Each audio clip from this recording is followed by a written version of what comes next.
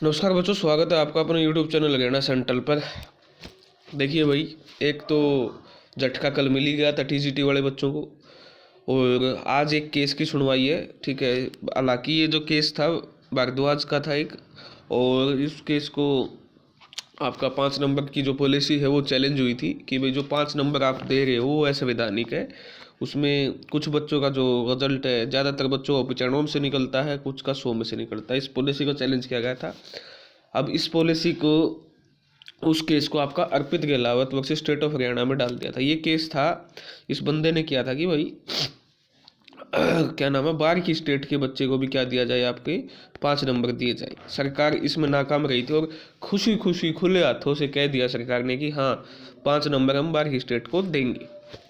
ठीक है, और इसकी जो सुनवाई है आपकी, वो आपकी ऑनरेबल मिस्टर जस्टिस दीपक सिब्बल और मिसिस जस्टिस सुखविंदर कौर की बेंच करी है। कल टीजीटी वाला जो केस था वो सिब्बल साहब के पास था, लेकिन सरकार ने वहाँ तत्परता नहीं दिखाई, उसको ऑर्डिनरी से उठा के अर्जेंट में नहीं लिया, तो इसलिए उसकी सुनवाई नहीं हो पाई। सरकार कह रही थी हमको सुनवाई से कोई मतलब नहीं है। तो क्या आज लैंडमार्क डिसीजन आएगा? मुझे, मेरे जो इंटरनल सोर्सेज हैं उससे ये पता चला है कि इस पे सुनवाई नहीं होगी। ठीक है, ऑर्डिनरी में ही इसको रखा गया है और इस पे सुनवाई होना नहीं पॉसिबल है। और सुनवाई होगी तो एजी हरियाणा टाइम मांगेंगे। क्या मांगेंगे? टाइम। ये दो बातें आपकी पता चल गया ये, कि एक तो एजी हरियाणा यहाँ पर टाइम मांग सकते हैं, दूसरा शायद इस पे सुनवाई ही ना हो, क्योंकि अभी तक ये ऑर्डिनरी में है, अर्जेंट में इसकी लिस्टिंग नहीं करवाई है। और ऑर्डिनरी में आपको पता है इसके ऐसे ऐसे मामलों को सबसे लास्ट में लगा देते हैं।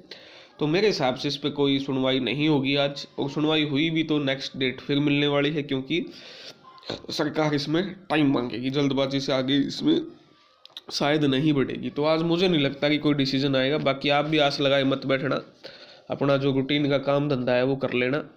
और बाकी आज मीटिंग्स हैं, ठीक है, उसका देखते हैं क्या नतीजा है। हालांकि मीटिंग सीईटी क्वालिफाई पे होनी थी, ठीक है, और शायद सीईटी क्वालिफाई पे ही मीटिंग है। पुलिस रिलैक्सेशन का जो एज का मामला है बहुत जेन्युइन मुद्दा है, लेकिन पुलिस एज रिलैक्सेशन के साथ मेरा जो मत है ये रहेगा कि पुलिस की भर्ती या तो अलग से आई, इस सीईटी में पुलिस की भर्ती नहीं आनी चाहिए। मैं तो सख्त खिलाफ हूँ अगर पुलिस की भर्ती सीईटी में आती है। एज रिलैक्सेशन के मैं पक्ष में हूँ। कम से कम 2 साल का एज रिलैक्सेशन आपका मिलना चाहिए हरियाणा के बच्चों को, क्योंकि 2021 से भर्ती नहीं आई है। और साल में 2 बार पुलिस की भर्ती लेके आने की बात कही थी विधानसभा में मुख्यमंत्री ने। तो ये चीज़ें बहुत ज़रूरी हैं कि आपकी ये भर्ती पुलिस की या तो अलग आए सीईटी से, या फिर आपका नेक्स्ट सीईटी वगैरह जो भी इनका डमडमा है उसमें आनी चाहिए। मैं इसके खिलाफ हूँ कि इसी सीईटी में भर्ती आती है। अगर इसी सीईटी में भर्ती आती है तो जो नए बच्चे हैं हरियाणा के, जो नए बच्चे जिन्होंने +2 पास किया, जो 1.5-2 साल से वेट करे हैं, वो कब कौन से फॉर्म भरेंगे नौकरी के? कोई फॉर्म ही नहीं निकल रहे हैं। 1.5-2 साल से नया सीईटी इन्होंने लिया ही नहीं है। तो ये इसलिए मैं इस चीज़ के खिलाफ हूँ कि पुलिस भर्ती है। पुलिस एज रिलैक्सेशन के मैं पक्ष में हूँ। 2-2.5 साल का एज रिलैक्सेशन आपका मिलना चाहिए। लेकिन मामला जो है सीईटी क्वालिफाई का है, ठीक है, सीईटी क्वालिफाई का जो मामला है उसी पे बात हो तो बहुत अच्छी चीज़ है। देखते हैं बाकी आज किन किन मुद्दों पे बात होती है, देखना पड़ेगा। आज मुद्दे शाम दोपहर तक निकल के आएंगे। इसके अलावा जो है आपकी सीईटी का जो मामला है, ठीक है, तो सीईटी के मामले पे तो भाई मैं लगातार वीडियो बना भी रहा हूँ, आगे भी बनाता रहूँगा। और क्या कुछ नई डेवलपमेंट निकल के आएंगी वो तो मुश्किल है, क्योंकि बात वही है, रिपीटेशन बात तो वही है ना, कि भाई मुद्दा तो वहीं आके अटक गया कि सरकार के पास ऑप्शन क्या है, 3 है। कल कुछ बच्चों के मेरे पास मैसेज आए थे, मैं बाहर था, आज भी मैं बाहर हूँ, तो उन्होंने कहा कि जी ये कुछ नहीं करेंगे, इनके पास कोई रास्ता नहीं है। ठीक है भाई, जो ये कह रहे हैं कि ये हो जाएगा वो हो जाएगा, इन्होंने तो पहले ही ज़्यादा लिए हैं। वो ये बच्चे भूल जाते हैं कि जो ज़्यादा लिए हैं वो 2 कैटेगरी के लिए, एक EWS के लिए है और एक BCB के लिए। इसका डाटा हमने कलेक्ट कर रखा है। जो आपका डिटेल रिजल्ट आया था उसमें से साथ में जो 56-57 के टोटल जो कैंडिडेट बुलाए थे, उनमें से जब एक कैंडिडेट के रोल नंबर मैच किए तो कैटेगरी वाइज डाटा आ गया है। ठीक है, वो वकील के पास भी वो डाटा है। तो ये बेवकूफ़पन मत कीजिए। जो समझदार बच्चा है वो भी ऐसे बेवकूफ़पन करेगा तो फिर उस चीज़ का इलाज क्या है? ठीक है, तो तुम जो मैसेज करते हो पहले सोच समझ के किया करो। जो ये केस चल रहा है भाई, ये जो केस है, तुम 19 केसों में से ये एक केस है, तुम भूल जाते हो। और ये सारे केस इंटर रिलेटेड है, ये नहीं है कि ये भाई केस अलग अलग हों, इंटर रिलेटेड केस हैं सारे। ये आपको समझना पड़ेगा कि जो 12 गुना और 10-12 गुना बुलाए हैं वो दो ही कैटेगरी के बुलाए हैं।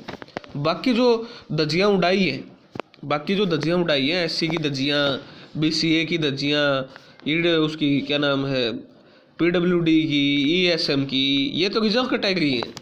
वो कहते हैं कि इनमें से जिसकी कट ऑफ जनरल से ऊपर होती तो हम उसको भी लगा देते।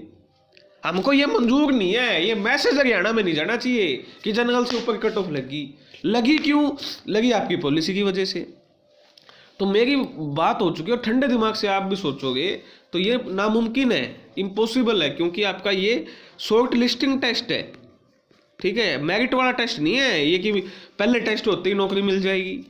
हाँ, फिर तो ये जितनी भी कैटेगरी है ये जनरल में जाएंगी अगर इनकी जनरल से ज़्यादा कट ऑफ है, जब इनको नौकरी मिलेगी। लेकिन ये तो शॉर्ट लिस्टिंग टेस्ट है कि भाई हम तो कंपटीशन के लिए इतने बच्चे सेलेक्ट कर रहे हैं, शॉर्ट लिस्ट कर रहे हैं, वहाँ आप कानून की धज्जियाँ नहीं उड़ा सकते, कानून आपकी धज्जियाँ उड़ाएगा, ठीक है। तो ये जो कह रहे हैं बिल्कुल नाजायज़, सारी बातें नाजायज़ है। पूरे का पूरा आपका रिजल्ट रिवाइज होगा। रिजल्ट क्वेश का मतलब होता है, इनको समझ में नहीं आती ना बातें, क्या करें फिर, बच्चे हैं। क्वेश का मतलब होता है पूरा, रिजल्ट क्या है, 0 है। क्वेश का मतलब ये नहीं है कि 10,000 बच्चों का रिजल्ट अलग कर दिया, 10,000 बच्चों का रिजल्ट अलग कर दिया, ऐसे नहीं होगा। पूरे का पूरा रिजल्ट आपको क्या करना पड़ेगा, रिवाइज करना पड़ेगा। पूरे का पूरा रिजल्ट रिवाइज करके आपको कोर्ट में जाना पड़ेगा। अब वो रिजल्ट रिवाइज कैसे होगा, वो 2 चीज़ों के बेस पे होगा। एक PPPID की वेरिफिकेशन इन्होंने की है, दूसरा फिजिकल वेरिफिकेशन, ठीक है। PPPID की बच्चे कह रहे हैं कि उसमें लिखा ही नहीं है कि क्या नाम है, वेरिफिकेशन उस पर PPP से करो। अरे तुम बुच्चड़ होगे, तो हमने नू ना बेगा TGT की वेरिफिकेशन को करो ही है, या हरियाणा में जितनी भर्ती हो उनकी वेरिफिकेशन को करो है। फिजिकल वेरिफिकेशन के बिना कैसे आगे बढ़ जाएंगे? फिजिकल वेरिफिकेशन का मतलब है डॉक्यूमेंट भी तो चेक होंगे। तुमको बुद्धि तुम्हारी भ्रष्ट हो चुकी है क्या? ये जो सबूत लगे हैं TGT के, ये कि तुम्हारे सामने है, फिर भी तुम मूर्खता की बात करते हो। और दूसरी चीज़, मान के मैं तुम्हारी बात को बड़ी कर लेता हूँ, PPP का डाटा वो दे देते हैं, PPP का डाटा मानना ही नहीं जाएगा भाई कोर्ट में।